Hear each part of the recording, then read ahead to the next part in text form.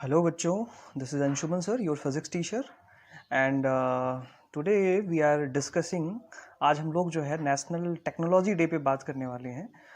जैसा कि आप जानते हैं कि आज हम लोग today we are celebrating the national technology day. राष्ट्रीय प्रौद्योगिकी दिवस आज हम लोग जो है सेलिब्रेट कर रहे हैं। तो आज मैं इसके बारे में थोड़ा बहुत आपको कुछ बताऊंगा, थोड़ी अवेयरनेस के लिए, कि आपको थोड़ा सा इसके बारे में पता हो कि हम जो है नेशनल टेक्नोलॉजी डे क्यों मनाते हैं, right. So basically national technology day जो है वो मिनिस्ट्री ऑफ साइंस की तरफ से जो है ये सेलिब्रेट किया जाता है, और ये 1999 से हम जो है 1999 से जो है हम लगातार ये सेलिब्रेट कर रहे हैं, राइट।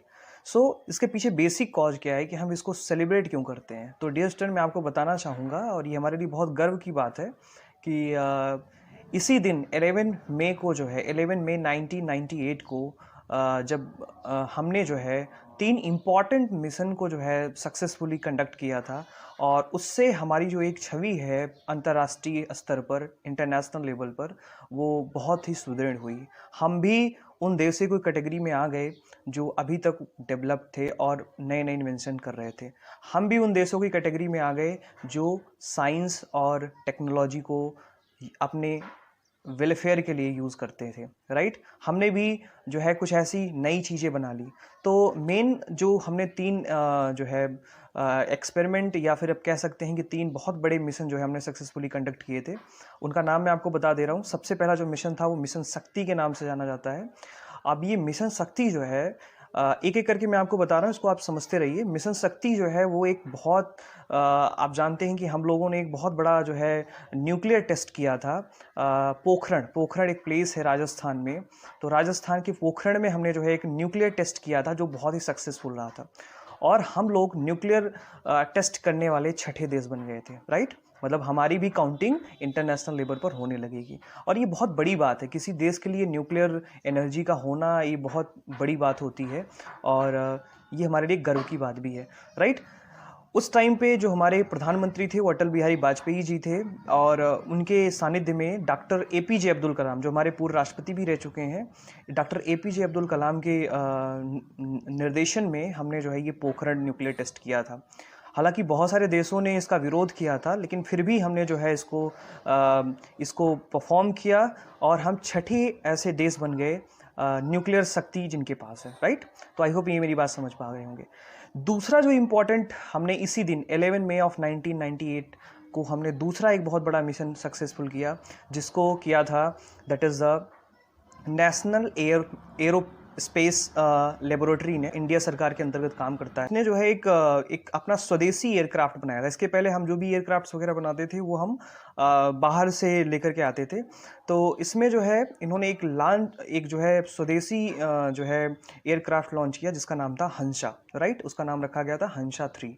तो इसी दिन जो है हमने 11 मई ऑफ 1998 को हमने जो है हंसा 3 नाम का एक जो है स्वदेशी, खुद हमारे इंडिया में निर्मित जो है हमने एक एयरक्राफ्ट बनाया था, जो बेसिकली एक प्रशिक्षण देने के लिए बनाया गया था, कि जो हमारे पायलट्स वगैरह हैं उनको हम प्रशिक्षित कर सकें, राइट। फिर भी हमारे लिए बहुत बड़ी बात थी कि हमने साइंस और टेक्नोलॉजी को बढ़ावा देकर के हमने इतनी बड़ी जो है अचीवमेंट प्राप्त की। तो ये दूसरा रीज़न हो गया। तीसरा जो मेन रीज़न था वो था हमारे पास हमने जो है अपने एक मिसाइल को लॉन्च किया था उसी दिन।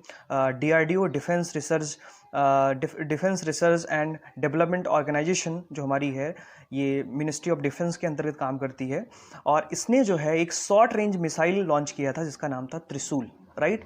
त्रिशूल 1। उसके बाद त्रिशूल के और भी बहुत सारे संस्करण आए थे, लेकिन हम जो है सबसे पहले 11 मई 1998 को हमने त्रिशूल नामक जो है ये बैकलिस्टेड मिसाइल, जो कि सतह से हवा में मार करती थी, मतलब हम ज़मीन से जो है हवा में उड़ती हुई चीज़ को क्या कर सकते थे, शॉर्ट रेंज मतलब कम डिस्टेंस की ऑब्जेक्ट्स को क्या कर सकते थे, शूट आउट कर सकते थे, ठीक है। तो ये 3 इम्पॉर्टेंट जो आप कह सकते हैं 3 जो इम्पॉर्टेंट मिशन थे, मिशन शक्ति, हंसा 3 एंड त्रिशूल फर्स्ट, राइट। ये जो 3 इम्पॉर्टेंट इन्वेंशंस थे, या आप कह सकते हैं 3 इम्पॉर्टेंट एक्सपेरिमेंट्स थे, या फिर कह सकते हैं कि 3 इम्पॉर्टेंट टेक्नोलॉजी थी, इसी दिन हमने जो है अचीव किया था। इसीलिए हम जो हमारे अटल बिहारी वाजपेयी जी थे, जो उस समय के तत्कालीन प्रधानमंत्री थे, उन्होंने जो है 1999 को ये घोषित किया कि हम 11 मई को जो है नेशनल साइंस डे सेलिब्रेट करेंगे टेक्नोलॉजी और साइंस को बढ़ावा देने के लिए, ताकि हम और भी नई नई चीज़ें बना सकें और लोगों पर डिपेंडेंट ना रहें। ठीक है,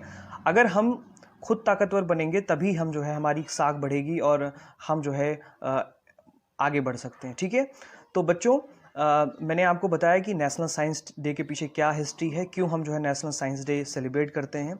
तो हर साल जो है 11 मई को हम national technology day, not science day, national technology day हम जो है राष्ट्रीय प्रौद्योगिकी दिवस जो है हम सेलिब्रेट करते हैं। और ये जो तीनों मिशंस थे ये हमारे लिए बहुत ही इम्पॉर्टेंट थे।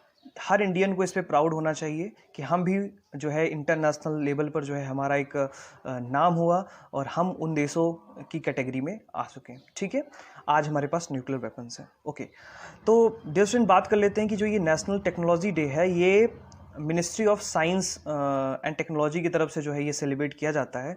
और इस साल का जो थीम है ना, इस साल का जो हमने थीम है या उद्देश्य कह सकते हैं आप, जो टारगेट है, जो एक इसका मोटो है वो है that is the rebooting the economy through science and technology. Right, कि हम साइंस और टेक्नोलॉजी का